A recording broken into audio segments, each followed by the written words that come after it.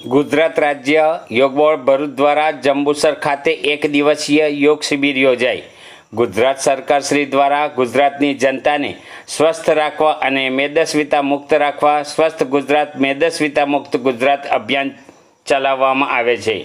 ગુજરાત સરકાર શ્રીના આ સંકલ્પને સાકાર કરવા અને આ અભિયાનને આગળ વધારવા ગુજરાત રાજ્ય યોગ બોર્ડ દ્વારા સ્વસ્થ ગુજરાત મેદસ્વીતા મુક્ત ગુજરાત અભિયાન અંતર્ગત યોગ શિબિરનું સુંદર આયોજન જંબુસર ખાતે કરવામાં આવ્યું હતું।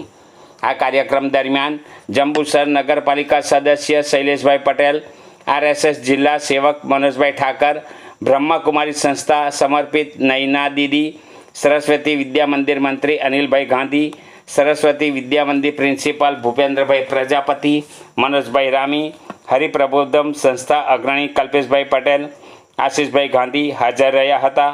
તેમજ આ શિબિરમાં ગુજરાત રાજ્ય યોગ બોર્ડના zone coordinator doctor Parulben Patel, જિલ્લા કોર્ડિનેટર બિનિતાબેન પ્રજાપતિ, યોગ ટ્રેનરો તેમજ સાધકો દ્વારા કાર્યક્રમને સફળ કરવામાં આવ્યો હતો।